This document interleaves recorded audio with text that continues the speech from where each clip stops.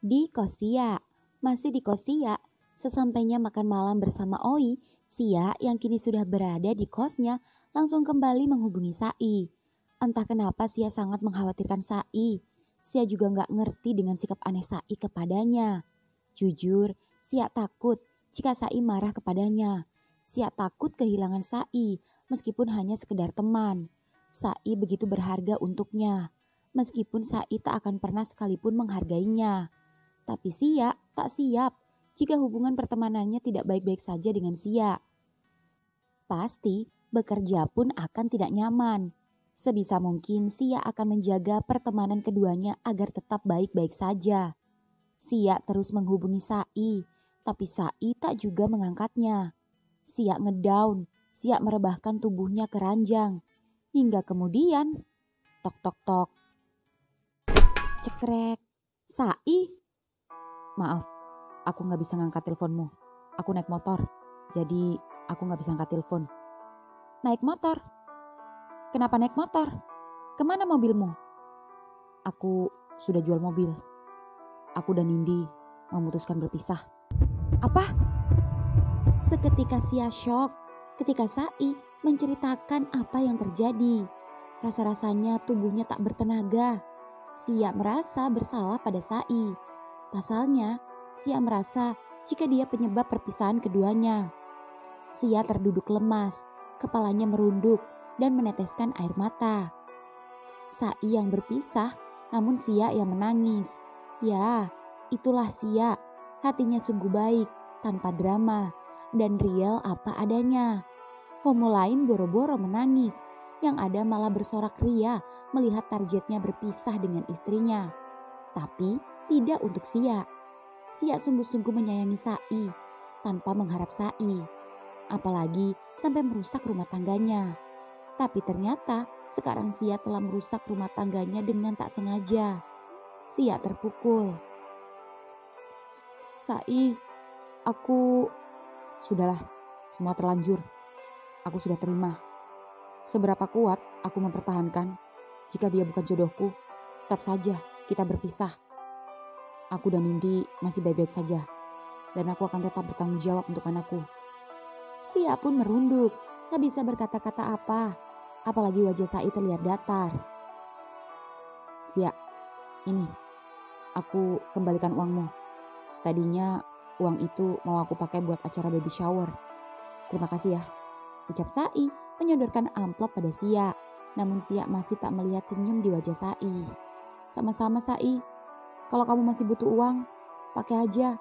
Aku masih ada pegangan kok. Enggak Sia, aku sudah tak membutuhkannya.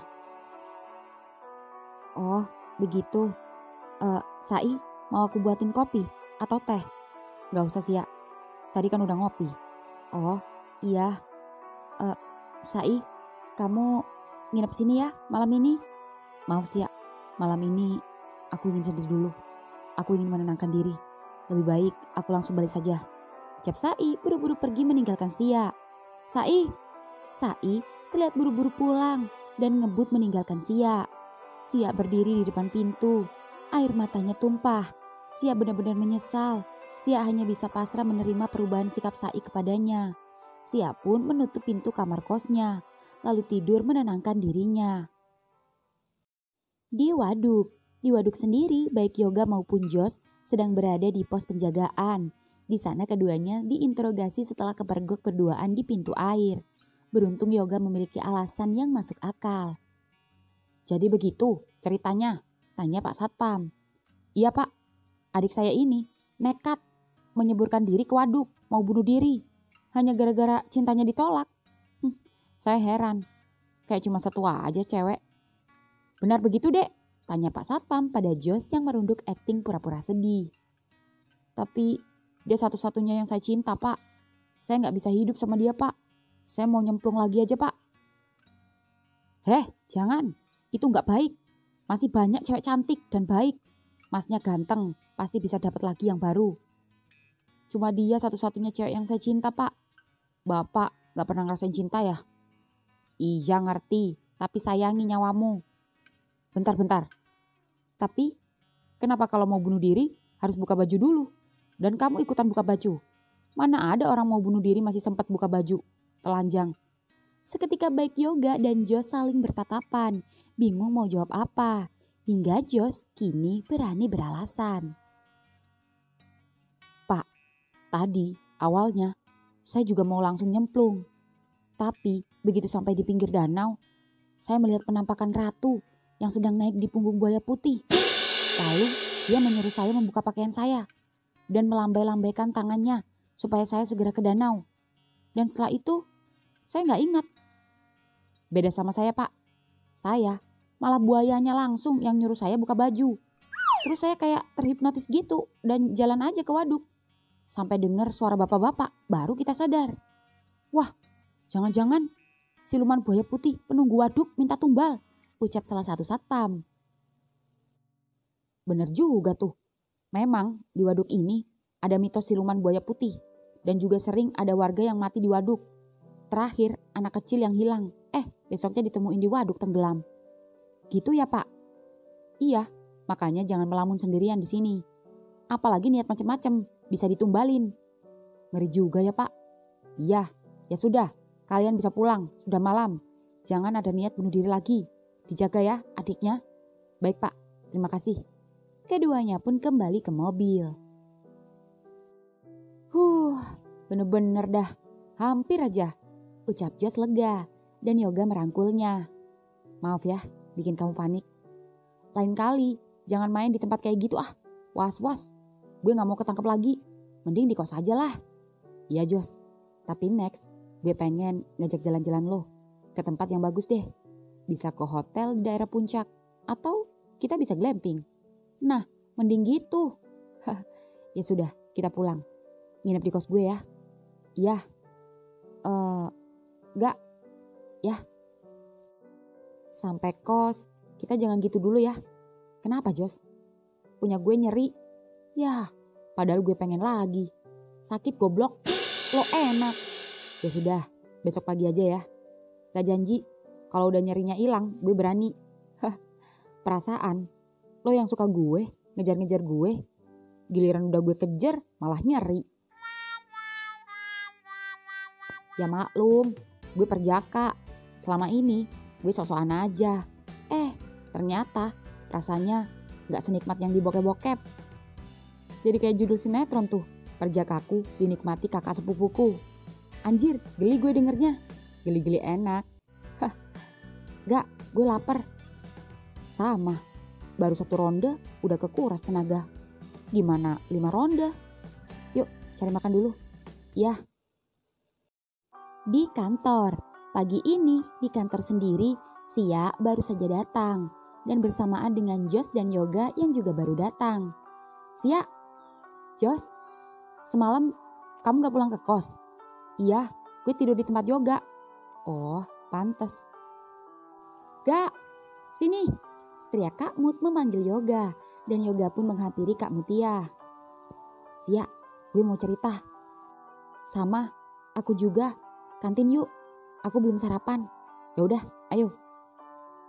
Keduanya pun hendak ke kantin. Dan ketika hendak ke kantin, Sai baru saja datang. Sia sempat tersenyum pada Sai, namun Sai tak membalas senyumnya dan terlihat datar. Dan berpaling muka, hanya menatap Jos saja. Bro, kantin yuk, sarapan. Kalian aja, aku udah sarapan bubur ayam tadi di luar.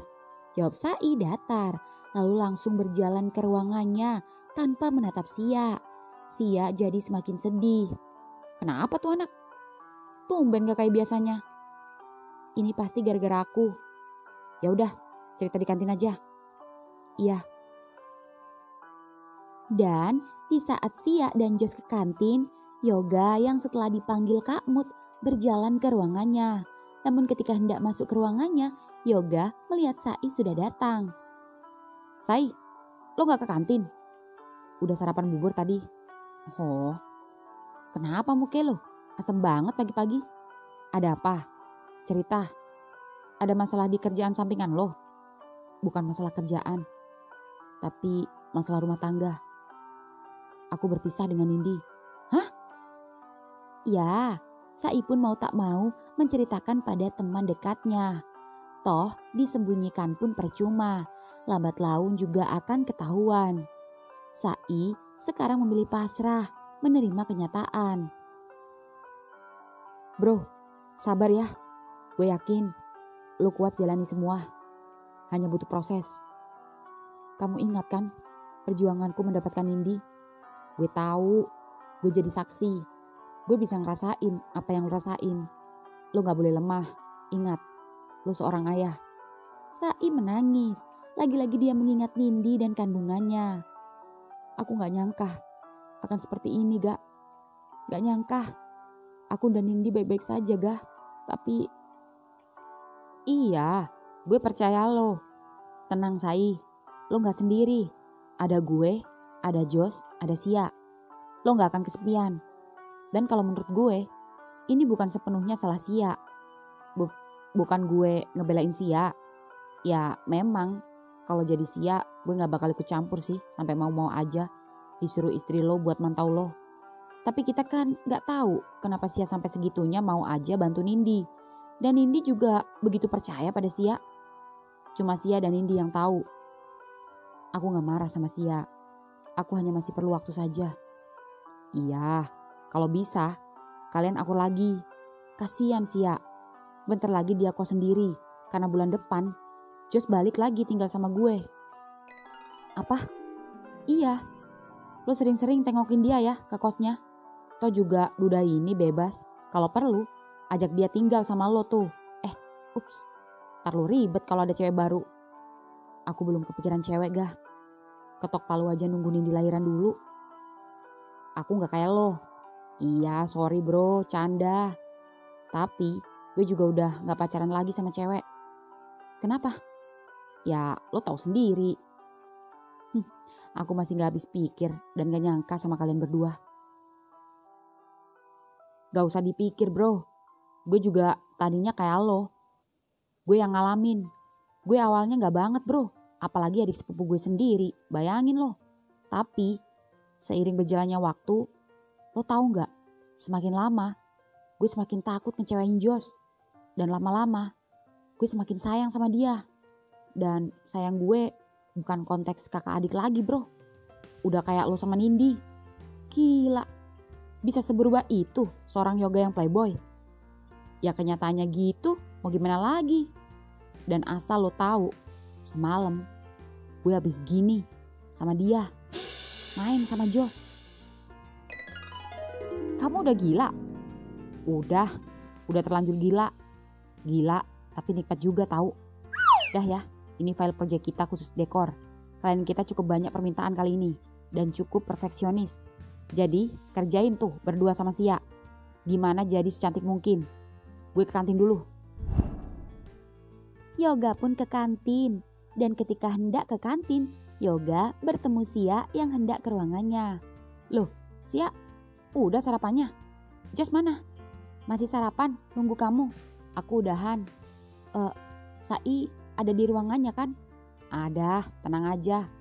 Dia udah cerita semua sama gue barusan. Dia gak marah kok sama lo. Dia masih kepikiran India aja. Maklumin aja dan sabar-sabarin aja dia. Iya Gak, makasih. Yuk. Seketika mendengar ucapan Yoga, jika Sai tak marah padanya, membuat Sia buru-buru menghampiri Sai ke ruangannya. Sai, teriak Sia yang melihat Sai sibuk dengan laptopnya. Sai menoleh, namun masih menunjukkan wajah datarnya. Dan sikapnya masih dingin tak seperti kemarin-kemarin. Duduk. Kenapa berdiri di pintu? Oh, iya. Ucap Sia duduk di samping Sai. Nih, baca. Ucap Sai menunjukkan file project dekor permintaan klien. Sia pun mengeceknya. Dan jika Sia sebelumnya mudah-mudah saja mengatasi atau mengerjakan request klien sendiri, namun kali ini sungguh membutuhkan kerjasama yang baik di antara Sia dan Sai. Ditambah budget yang menyanggupi, membuat Sia dan Sai harus memberikan yang terbaik dan jangan sampai mengecewakan klien. Sia harus membuat partnernya good mood agar pekerjaan berjalan lancar. Sai, bagaimana menurutmu? Menurutmu? Ucap Sai malah balik nanya. Sebelumnya Sai tak pernah seperti ini. Sai selalu menjelaskannya. Meski Sia sudah paham betul. Namun, diskusi dibutuhkan agar keputusan bisa diambil. Rupanya, ucapan Yoga jika Sai tak marah padanya sangat tidak terbukti. Sia harus tetap bersikap biasa. Menurutku, kita bisa kerjasama. Tema sudah kita dapat. Venue juga sudah ditemukan di area outdoor di sebuah hotel. Klien minta pesta kebun ala rustik. Dan tinggal bagaimana kita mendekor. Kamu yang stylish dekor. Aku mau cek dan keluarin barang-barang tema rustik. Lalu kamu hubungin klien, tunjukkan hasil dekormu. Kalau ada tambahan barang atau budget, kasih tahu Jos atau Yoga. Baru kita belanja apa yang harus dibeli. Ya sudah, ucap Sai senang. Meski tak mau diskusi menentukan style dekor, tapi setidaknya Sai mau menanggapinya saja Sia senang. Sia pun membuka laptopnya dan mulai bekerja. Begitu juga Sai yang mengeluarkan barang-barang dari dalam gudang. Singkat cerita, siang hari kemudian waktunya istirahat makan siang. Dan biasanya Sai mengajaknya makan siang bareng. Tapi entah mengapa Sai belum ada mengajaknya. Karena biasanya jauh sebelum jam istirahat dia sudah ancang-ancang memikirkan mau makan siang di mana. Dan kali ini dia masih bertahan di gudang. Dan dari tadi tak mau mengobrol dengannya. Sia sedih. Ternyata Sai belum memaafkannya. Sia tak menyerah.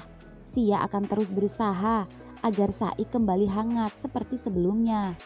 Sia mengalah, beranjak dari tempat duduknya dan berjalan ke gudang menghampiri Sai. Dan ketika ia berjalan, sayup-sayup, Sia mendengarkan Sai menangis. Ternyata ngobrol bersama Nindi. Sai memergoki Sia menghampirinya. Namun wajahnya terlihat seperti orang yang sedang menunjukkan tatapan kebencian pada Sia. Nin, begitu anak kita lahir, segera kabari aku dan jaga kesehatanmu. Iya Sai, tut. Sai pun selesai menelpon. Lalu Sai mengusap air matanya di depan Sia. Dan air mata Sai itu membuat Sia semakin merasa bersalah. Sia membatin dalam hatinya, Tuhan, kembalikan tawa candanya. Aku tak tega melihat air matanya. Sai, sudah waktunya istirahat. Yuk makan siang. Aku tidak nafsu makan. Kamu saja sendiri. Ucap Sai datar dan tak menatap wajah Sia. Sai, tadi aku lihat ada kafe baru di dekat lampu merah. Aku langsung ingat kamu. Pas aku cari akun kafenya dan aku spill menu-menunya, kelihatannya enak-enak dan rekomen banget. Aku ingin traktir kamu makan di sana. Yuk. Dibilangin aku lagi gak nafsu makan. Kupingmu tuli. Budek. Seketika Sia terkejut dengan nada Sai yang meninggi dan terlihat marah padanya itu. Sia pun mengangguk pelan, tak berani menatap Sai, lalu pergi meninggalkan Sai tanpa sepatah kata pun. Sia pun jadi ikut tak nafsu makan dan duduk termenung sembari kembali menatap laptopnya. Sia, mabar yuk, teriak Jos depan pintu disusul Yoga di belakangnya. Kemana? Warung pecel. Sai mana? Tadi udah aku ajak, tapi dia gak nafsu makan. Ngapain aja sih tuh anak? Biar gue samperin, ucap Jos masuk ke gudang dan Yoga menghampiri Sia. Gimana? Masih diem aja dia? Wajar aja. Kita coba ngertiin aja. Gak semudah itu Sia melupakan orang yang pernah singgah di hidup kita. Terlebih jika rasa sayang itu masih besar. Dan gue salah satu saksi perjuangan Sai mendapatkan Nindi. Ya begitulah, kita maklumi saja, ucap Yoga menepuk bahu Sia. Iya Gah, ngerti. Thanks ya. By the way, gue gak nyangka kalian berdua semalam ketangkep satpam di waduk. Sialan, si Jos bilang-bilang. Santai aja sama aku. Gimana Gak? Apanya gimana? Ya gimana komentar cowok straight setelah berhubungan sama cowok? Sama sepupu sendiri lagi. Aneh, tapi enak. Gimana ya? Susah dijelasin Sia. Tapi yang jelas, yang tadinya gue sempat ragu, ternyata gue ngejalaninnya senikmat itu sama Jos. Dan lo tahu gak? Rasa gue semakin beda sama Jos. Udah lebih dari sekedar sepupu. Intinya gue sayang banget sama dia. Syukurlah, aku ikut seneng. Tapi ingat, jangan bikin dia murka lagi. Tahu sendiri kalau dia udah marah. Gue tahu. HP Sia berbunyi. Oi menelpon. Halo? Ya Oi. Sibuk gak? Oh, gak juga sih. Lagi ngerjain proyek aja. Oh gitu. Sayang sekali. Padahal gue sekarang ada di depan kantor lo. Gue mau ngajak lo makan siang. Di dekat lampu merah, kafe baru. Oh, kamu ada di depan? Iya. Kalau lo sibuk gak apa-apa kok. Santai aja. Oke, tunggu bentar ya. Aku turun. Oke. Sia pun membuka tirai jendela ruangannya. Dan ternyata benar. Oi dengan motornya sudah ada di depan. Yoga kepo. Siapa sih? Loh, bukannya dia karyawan kantor yang pas acara gathering kemarinan? Iya, mau ngajak makan siang ke kafe baru deket lampu merah. Lumayan juga sih ya, bisa pakai cadangan. Daripada lo ngarep Sai gak jelas. BTW, dia gay. Iya, bagus lah. Kenapa harus cari yang straight, yang banyak resiko, dan yang belum pasti? Kalau homo yang cakep aja mau sama lo. Ingat sih ya, jangan terlalu berharap sih ya, nanti kecewa. Belum tentu dia mau nerima kamu, meskipun statusnya duda. Itu juga kata-kata yang tadinya aku saranin buat Jos. Ingat Jos, jangan terlalu berharap. Kakak sepupumu straight. Dan gak mudah. Tapi dia tetap kekeh. Dan akhirnya ajaib kan? Iya sih, ucap Yoga malu-malu. Seketika Sia menoleh menatap Yoga. Ada benarnya juga ucapan Yoga. Sia pun tersenyum. Gak, aku menyukainya, tapi aku tak pernah memaksakan kehendakku padanya. Bersama siapapun dia nanti, atau dia menemukan pengganti Nindi, aku tak mempermasalahkannya. Aku hanya ingin hubungan pertemananku dan dia baik-baik saja, agar aku bisa selalu dekat dengannya, dengan caraku sendiri. Tapi, kamu ada benarnya juga. Aku tidak tahu bagaimana ke depannya. Aku bisa saja berpaling dari Sai jika situasinya sudah jauh berbeda. Tapi untuk saat ini, Sai masih satu-satunya yang aku sukai. Aku duluan ya. Siap-siap. Sia pun turun. Dan begitu Sia turun, Jos baru keluar dari gudang dan berhasil merayu Sai, meski dengan cara pemaksaan. Loh, Sia mana? Tanya Jos. Keluar. Baru aja didatengin anak karyawan kantor yang acara gathering itu. Kemana dia? Ucap Sai, terlihat panik dan menunjukkan wajah kesal. Katanya sih makan di kafe baru dekat lampu merah. Bener-bener tuh anak. Sai, mana lo? Nyusul Sia. Loh, gak jadi ikut kita? Ih, aneh banget sih. Bukannya tadi dia bilang Sia ngajak gak mau. Sekarang Sia jalan sama orang lain, dia nyusul. Emang enak sendirian di gudang? Udah, ngomelnya. Gue lapar nih, ngoceh mulu. Hehe, yuk. Jos, pantat lo masih nyeri gak? Enggak sih, kenapa emang? Pulang bentar yuk. Siang-siang gini, lo sange? Tanggung jawab, lo udah buat gue belok. Dan sange setiap saat. Katanya lapar, biar makin lapar. Alasan aja lo, kasih gak nih? Ya, set. Yoga berjalan sembari merangkul adik sepupunya itu. Di kafe lampu merah, di kafe sendiri, Sia dan Oi sedang menikmati makan siangnya. Enak juga, ucap Oi. Iya, aku sih yes. Tapi gimana kamu bisa tahu kalau ada kafe baru dekat kantorku? Gak sengaja, pas lewat sih. Kok rame, jadi penasaran. Dan kebetulan dekat kantor kamu. Ya sekalian aja. Oh, ayo pesen lagi. Kali ini aku yang traktir. Jangan nolak. Ya sudah. Dan ketika sedang makan bersama, set. Sai, teriak Sia saat Sai tiba-tiba duduk di sebelahnya dengan menunjukkan wajah kesal. Lalu Sai tiba-tiba mengambil sendok di piring Sia, lalu menyendokkan nasi dan perkedel kentang ke mulutnya yang membuat baik Sia dan Oi melongo. Enak juga. Mbak, ya mas. Saya mau yang kayak gini, persis. Minumnya juga samain kayak Mas ini. Baik, ditunggu. Setelah mbak-mbak tadi pergi, Sai berulah lagi. Haus juga, ucap Sai dengan lancangnya meminum minuman Sia yang membuat Sia heran karena baru pertama kali ini Sai seperti ini. Sai, bukannya kamu tadi gak mau makan? Tadinya, tapi tiba-tiba perutku lapar juga. Bukannya kamu tadi mau traktir aku makan di sini? Ucap Sai menatap Oi, dan Oi mencoba santai dan tersenyum.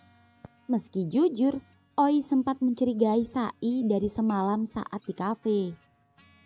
Oh iya, kenapa kamu gak ajak Jo sama Yoga ke sini? Mereka makan pecel. Oh iya, lupa. Oi, kenalin, ini Sai. Sai, kenalin ini Oi. Kalian belum kenalan kan? Entah kenapa, keduanya tak ada yang saling menjabat tangan dan hanya tersenyum sapa saja. Meski Sai hanya tersenyum sekedarnya saja. Tak lama kemudian makanan Sai datang dan ketiganya pun makan siang bersama. Dan entah kenapa suasana jadi canggung. Hingga kemudian Oi memulai pembicaraan. Sia, nanti malam lo ada acara nggak? Ada. Yang ditanya Sia, yang jawab malah Sai. Seketika Sia bingung. Oh ya, ucap Oi tetap slow. Iya, aku dan Sai mau cek venue. Hah? Apa iya Sai? Iya, ucap Sai menatap Sia dengan tatapan mengintimidasi. Sia pun yang takut pada Sai seketika mengangguk. Oh, iya Oi, aku lupa. Aku harus cek venue untuk proyek minggu depan. It's okay, ucap Oi sembari melirik Sai. Bentar ya, aku kebelet kencing. Aku ke toilet dulu, ucap Sia. Dan begitu Sia jalan, tak lama kemudian Sai tanpa pamit pada Oi beranjak dari tempat duduknya dan menyusul Sia di toilet. Toilet sendiri ada 2 toilet. Dan begitu sampai toilet dan Sia baru keluar, set. Sia terkejut ketika Sai tiba-tiba mendorong tubuhnya masuk ke toilet kembali, lalu menguncinya. Tunggu di situ. Kamu mau apa? Mau kencing? Ya udah kencing aja. Aku tunggu di luar. Set. Sai menahan pintu saat Sia mau keluar dan mengunci tubuh Sia bersandar di dinding. Lalu kemudian perlahan-lahan mendekatkan wajahnya pada Sia yang membuat Sia deg-degan. Ini baru pertama kali Sia dapat memandang wajah tampan Sai dengan begitu dekatnya. Lebih dekat dari saat keduanya tidur bersama. Karena Sai kini mendekatinya dengan sengaja. Aku bilang tunggu. Aku mau ngomong sama kamu. Ngerti? Sia yang takut pada Sai itu terdiam dan hanya mengangguk panik saat Sai membuka resletingnya, mengeluarkan batangnya dan cur. Sai yang bersandar di dinding itu seketika memejamkan matanya, tak berani menatap Sai yang sedang mengeluarkan air seninya. Sai sempat melirik Sia dan tersenyum heran pada Sia. Sai membatin dalam hatinya, sungguh homo yang aneh.